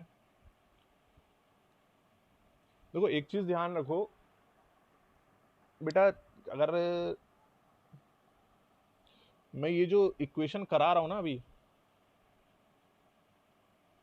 जैसे मैंने ये u के लिए इक्वेशन लिखी. ठीक है. फिर ये एक्सपेरिमेंट आपको दिखाया, बताया. ठीक. उसके बाद सेम चीज हम लोग कर रहे हैं h के लिए, और सेम एक एक्सपेरिमेंट हम फिर से देखेंगे कि किसने किया ये वैल्यू फाइंड आउट करने के लिए. ठीक है. तो तुम्हें हो सकता है कि अभी ये टफ लग रहा हो. ठीक है. और ये चीज लास्ट में भी कराई जा सकती थी जो मैं बताना चाह रहा हूं. ठीक है. मैं सिर्फ अभी तुम्हें ये बता सकता था कि D H is equal to C P D T for constant pressure process and for ideal gas. यहाँ पे इतना छोड़ सकते थे हम लोग. ठीक है. और ये चीज उठा के हम लास्ट में ले जाते जब हम थर्मोडायनेमिक फंक्शन करते, तब ये इक्वेशन पूरा करते. ठीक है. लेकिन क्या होता है, जब तक लास्ट पहुंचते हैं तब तक जो दिमाग होता है ना वो बोलता है कि हो गया, बहुत थर्मोडायनेमिक्स हो गया, अब छोड़ दो. ठीक है. तो उस चक्कर में क्या होता है कि ये जो बेटा ये बहुत, this is very important part of the thermodynamics, कि कैसे ये पता लग रहा है मुझे कि जो एंथैल्पी है और जो इंटरनल एनर्जी है वो टेम्परेचर का फंक्शन है या वॉल्यूम का फंक्शन है. सॉरी, हाँ, किसी और प्रेशर का फंक्शन है, वॉल्यूम का फंक्शन है या टेम्परेचर का फंक्शन है. इसलिए इसको अभी कंप्लीट करा रहा हूँ, अदरवाइज इसको मैं लास्ट में भी करा सकता था, लेकिन लास्ट में क्या होगा कि जल्दी जल्दी में कि छोड़ दो इसको, चलो छोड़ो, क्या है ये, ज़्यादा इंपॉर्टेंट नहीं है, ये नहीं है, ठीक, इसलिए आप छोड़ सकते हो सकता है, ठीक है। That's why I am taking this right now, ठीक है।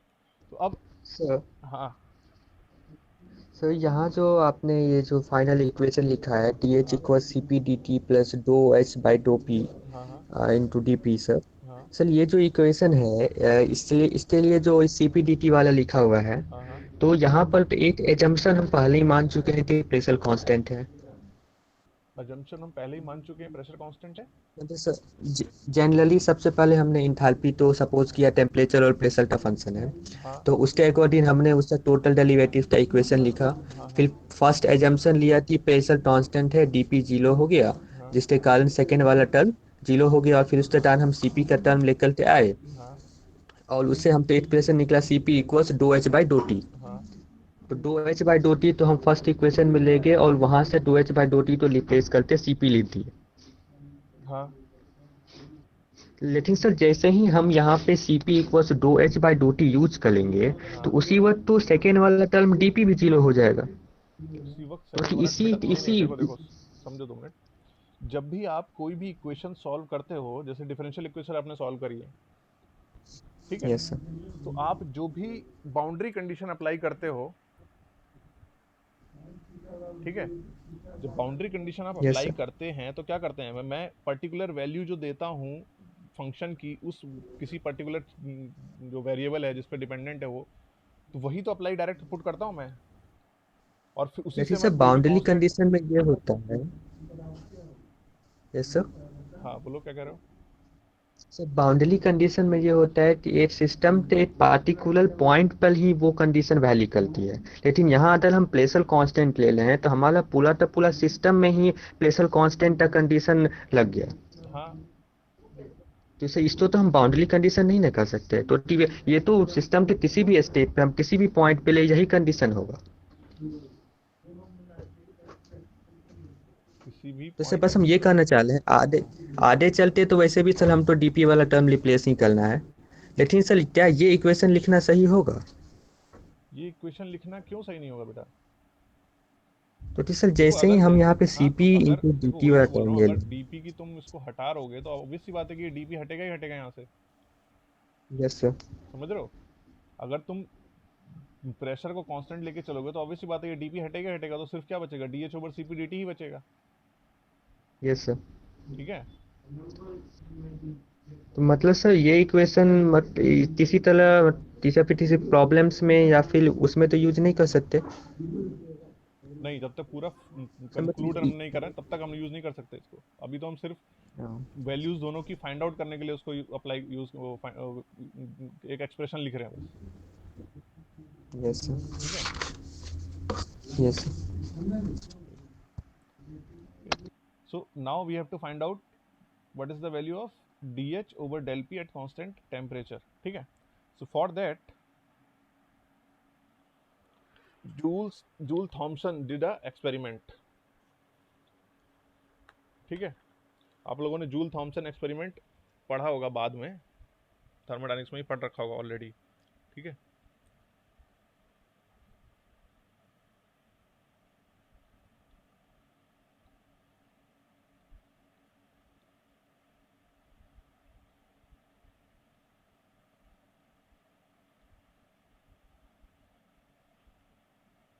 ठीक है।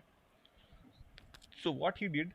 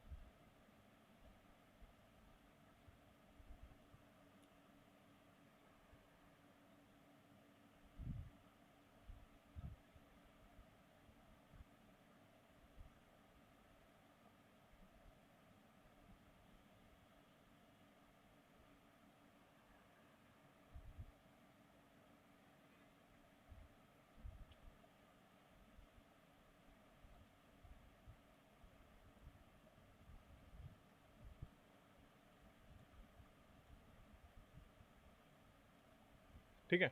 उन्होंने क्या करा, एक पोरस प्लग रखा, एक मान लो मेरे पास से कोई चैनल है, ठीक है, उस चैनल में मैंने एक बिटवीन में क्या किया, एक पोरस प्लग रख दिया, ठीक है।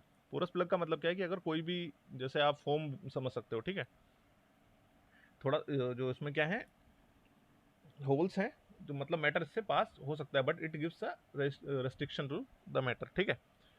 अब एक पिस्टन लेफ्ट हैंड साइड से लगाया और एक पिस्टन राइट हैंड साइड से, ठीक है। Hair the pressure is P1 और here the pressure is P2, P external, E external, ठीक है। अब क्या कर रहे हैं हम इस P1 वाले पिस्टन को लेफ्ट साइड में पुश करेंगे, ठीक है। P1 is greater then P2, ठीक है। तो ये जो एक्सपेरिमेंट है वो स्टार्ट होता है इस कंडीशन से कि मेरे पास एक ये पोरस प्लग है, ठीक है, और जो मेरा राइट हैंड साइड वाला पिस्टन है वो जस्ट इसको टच कर रहा है, इसके पास है, ठीक है, और लेफ्ट साइड वाला इधर है, ठीक।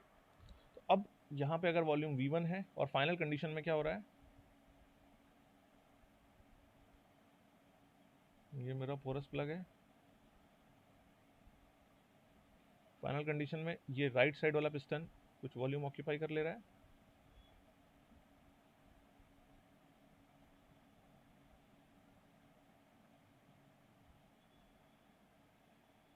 ठीक है, and right side piston, let us say this is P2 or V2, और this P external is V2, ठीक है। सो इनिशियल कंडीशन ये थी, पिस्टन ने यहाँ पे प्रेशर P1 ले लो, P external is equal to P1, piston को पुश करना स्टार्ट किया धीरे धीरे, यहाँ पे जो भी मैटर या जो भी फ्लूइड है उसको क्या हुआ, इधर से पोरस प्लग के थ्रू पास कराया, और इधर इस साइड में जैसे जैसे पुश आएगा ये पिस्टन बाहर की तरफ मूव करना स्टार्ट कर दिया। तो फाइनल पोजीशन ये आ गई कि सारा का सारा फ्लूइड जो भी मैटर था वो इस साइड डायरेक्शन में इस साइड पहुंच गया, ठीक है। प्रोसेस क्या है, एडियाबैटिक है, तो मतलब कोई भी हीट ट्रांसफर नहीं हो रहा है, ठीक है। प्रोसेस इरिवर्सिबल है, ठीक है, क्योंकि आप रिवर्स नहीं कर सकते प्रोसेस को सेम रिवर्स डायरेक्शन में, ठीक है। सो अगर मैं टोटल वर्क डन पता लगाऊं, if I want to find out what is the work done total, तो क्या होगा, पिस्टन यहाँ पे क्या हो रहा है, अगर ये गैस है या यहाँ पे जो भी मैटर है उस पर पिस्टन वर्क कर रहा है, तो work done on the system हो रहा है, ठीक है। अब ध्यान रखना, ये जो पिस्टन है जो मूव कर रहा है वो रिवर्सिबली मूव कर रहा है, बाकी जो प्रोसेस हो रही है यहाँ से जो पास हो रहा है वो इरिवर्सिबल है, लेकिन जो पिस्टन और सराउंडिंग एक्सटर्नल प्रेशर और इंटरनल प्रेशर है that is moving in such a way that it is always in equilibrium, मतलब बहुत स्लोली मूव कर रहे हैं, ठीक है। तो P एक्सटर्नल P1 के इक्वल है, ठीक। तो क्या हो रहा है यहाँ से, अगर मैं इधर वाला प्रेशर ये यहाँ तक आ जा रहा है पिस्टन, तो क्या हो गया work done minus P1 V1, ये वॉल्यूम में चेंज हुआ, फाइनल वॉल्यूम 0 था, इनिशियल वॉल्यूम 1 है, ठीक।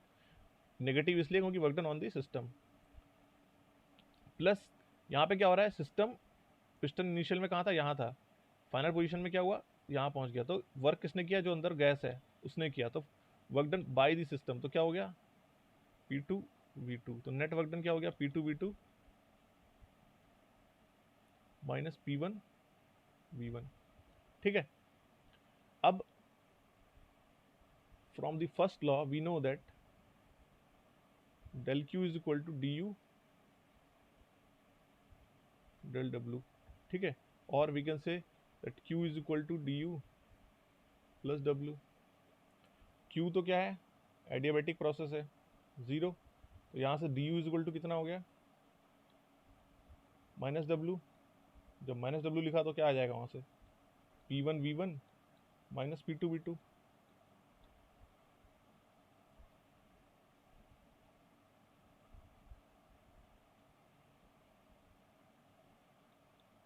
ठीक है, this is du। Now we know that H is equal to U plus PV, so DH is equal to क्या हो जाएगा, DU प्लस DPV। ठीक, DU आपको पता है क्या है, P1V1 माइनस P2V2। इसका भी डिफरेंशिएशन करोगे 1 से 2 के बीच में, तो क्या आएगा, ये भी हो जाएगा P2V2 माइनस P1V1। अगर आपको इसको चेंज इन निकालना है, change in PV for from state 1 to 2, तो क्या होगा, P2V2 minus P1V1। So P2V2 will cancel out, P1V1 will cancel out, so from here DH is equal to what, 0। so if I am putting that DH, and we have saw that one equation, DH is equal to Cp dt plus del H over del P at constant temperature dP। here DH is equal to 0, so put DH is equal to 0, so 0 is equal to Cp dt plus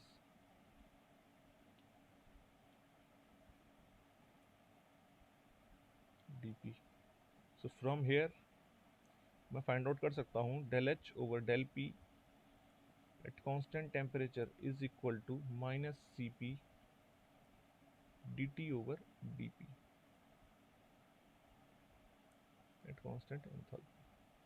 ठीक है, तो अब again left hand side वाली quantity क्या है, I cannot measure the quantity which is in left hand side, but I can measure the quantity which is at right hand side, that is called del T over del P।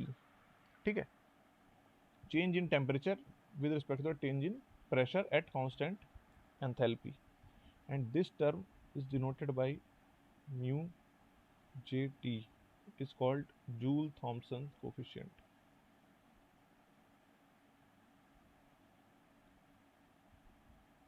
Sorry,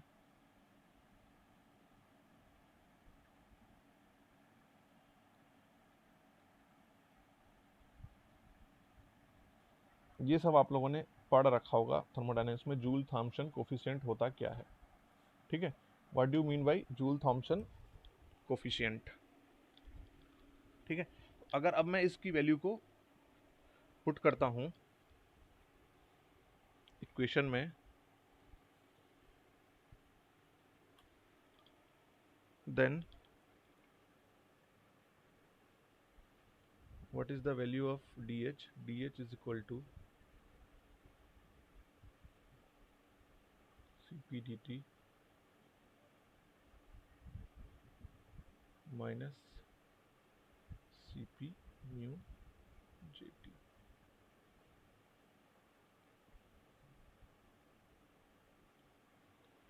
ठीक है, and mu JT is equal to del T over del P at constant enthalpy।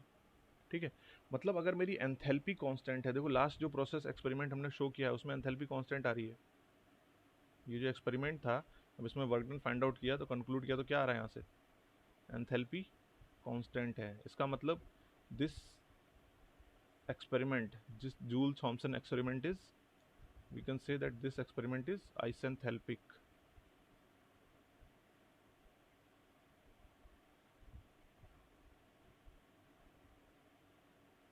ठीक है, so, अब क्या हो रहा है, ये जो जूल थॉम्सन कोफिशिएंट है ये डिसाइड करता है, इसकी वैल्यू डिसाइड करती है कि अगर मैं किसी गैस को एक्सपेंड करूंगा तो वो हीट करेगी या कूल करेगी। ऑन द अदर हैंड अगर मैं किसी गैस को कंप्रेस कर रहा हूं तो वो हीट होगी या कूल होगी। ठीक है, तो अगर म्यू जेटी की वैल्यू इज ग्रेटर देन 1 है, सॉरी ग्रेटर देन 0 है। ठीक है, इफ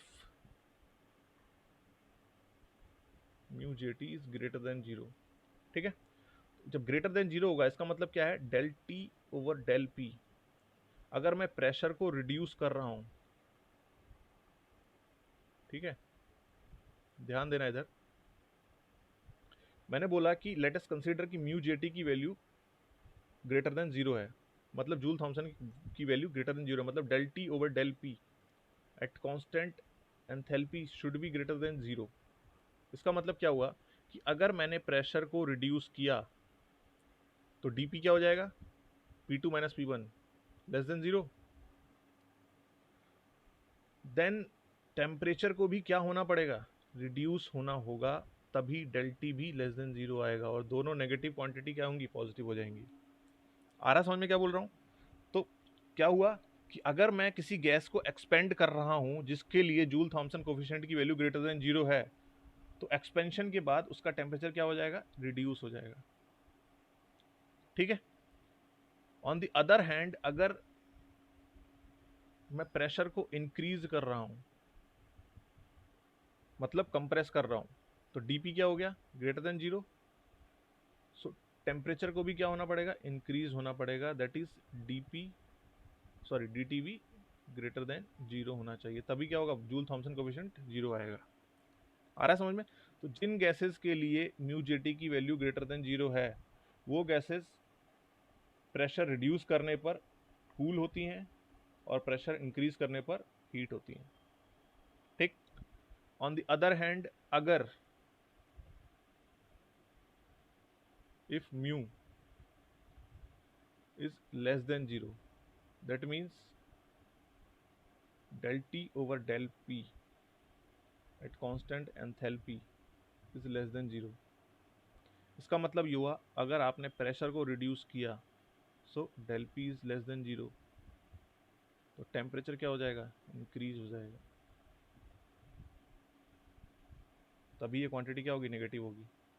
और अगर आपने प्रेशर को इंक्रीज किया तो dP क्या हो जाएगा, ग्रेटर देन 0। ठीक है। तो टेम्परेचर क्या होना चाहिए, डिक्रीज होना चाहिए, जिससे कि del T क्या आ जाएगा, नेगेटिव। आ रहा है समझ में?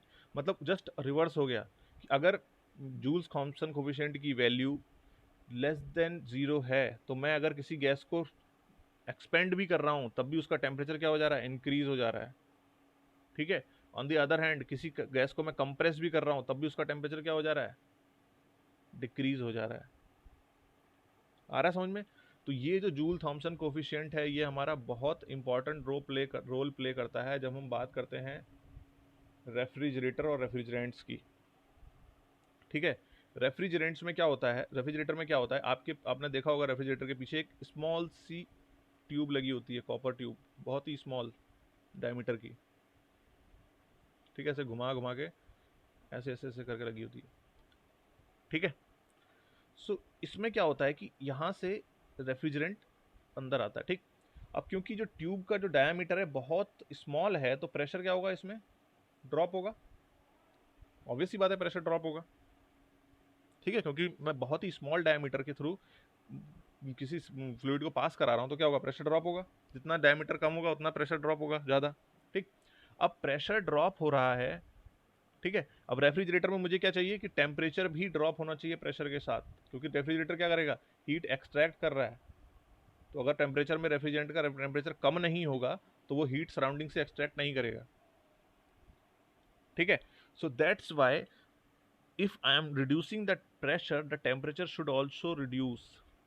So I cannot use any substance for which mu is greater than, less than 0, क्योंकि अगर less than 0 negative Joule Thomson coefficient वाला सब्सटेंस मैंने यूज कर लिया तो प्रेशर रिड्यूस करूंगा, टेम्परेचर इंक्रीज हो जाएगा। आ रहा है समझ में? तो मुझे हमेशा क्या यूज करना पड़ेगा रेफ्रिजरेंट में, ऐसा सब्सटेंस जिसके लिए म्यू जेटी की वैल्यू क्या होनी चाहिए, ग्रेटर देन 0 होनी चाहिए। मतलब for refrigerants value of Joule Thomson coefficient is greater than 0। ठीक है। अब आप देख सकते हो, अगर मैंने बोला कि जब हम सिंपल सा एग्जांपल है, आप हवा भरते हो। ठीक है। जब आप साइकिल या किसी भी टायर में हवा भरते हो पंप से, जैसे जैसे आप क्या कर रहे हो, गैस को कंप्रेस कर रहे हो, एयर को कंप्रेस कर रहे हो, कंप्रेस करके उसको फिल कर रहे हो। ठीक। अब आप पंप इतना तेजी से चला रहे हो कि हीट का ट्रांसफर का टाइम नहीं मिल रहा है वहां पे। ठीक है। आप गैस को कंप्रेस कर रहे हो, एडियाबैटिकली कंप्रेस कर रहे हो, तो जैसे ही आप कंप्रेस कर रहे हो, जब आप उसको टच करोगे, या तो पंप को टच करो या जो नोजल है जहाँ पे आप टायर में जो नोजल लगी है उसको टच करो, तो उसका टेम्परेचर देखना बढ़ गया होगा।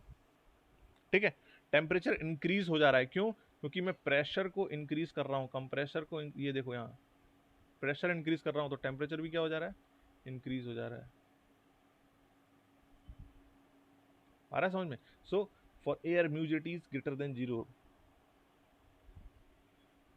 सिमिलरली जब आप देखते हो कि अगर मान लो कहीं टायर मेरा फट रहा है, ठीक है, या कहीं पंचर हो गया है, ठीक है, तो उस एरिया में क्या होगा? सडनली एक्सपेंशन होगा, और जैसे ही सडनली एक्सपेंशन हुआ टेम्परेचर हो जाता है ड्रॉप। वहाँ पे आप टच करोगे तो बहुत ठंडा ठंडा लगेगा, आपको फील होगा कि ये यहाँ पे टेम्परेचर ड्रॉप हो गया। ठीक है, वो टेम्परेचर ड्रॉप क्यों हो गया है? क्यों? क्योंकि जैसे ही मैंने प्रेशर को रिड्यूस किया, एक्सपेंशन किया, टेम्परेचर रिड्यूस हो गया। आ रहा है समझ में? सो दैट्स वाई दिस कूलिंग और हीटिंग इज टेकिंग प्लेस। तो सारा खेल किसका है? जूल थॉमसन कोफिशिएंट का। अगर ये कोफिशिएंट की वैल्यू ग्रेटर देन 0 है तो प्रेशर रिड्यूस करने में टेम्परेचर भी रिड्यूस होगा, और ग्रेटर देन और लेस देन 0 है तो प्रेशर रिड्यूस करने में टेम्परेचर इंक्रीज होगा। ठीक है, क्यों होता है?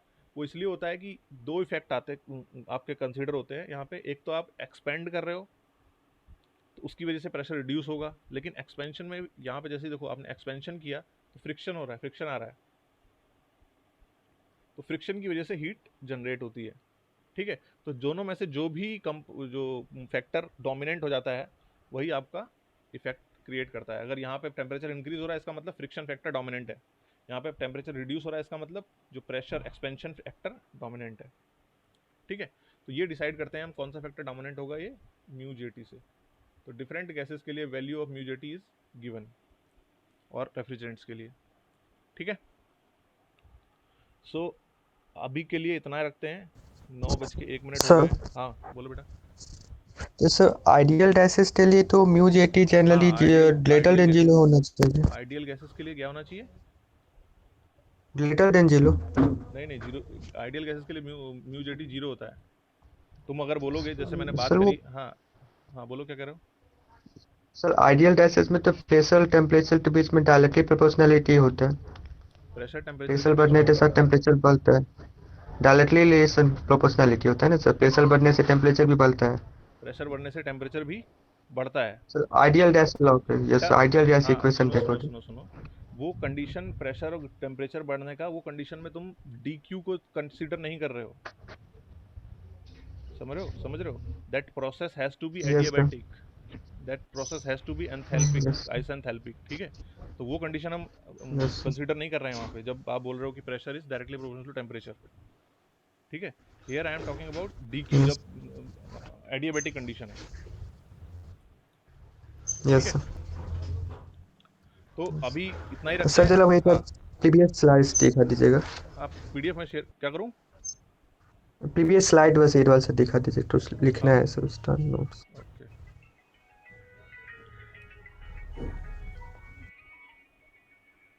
दिखा रहा हूँ।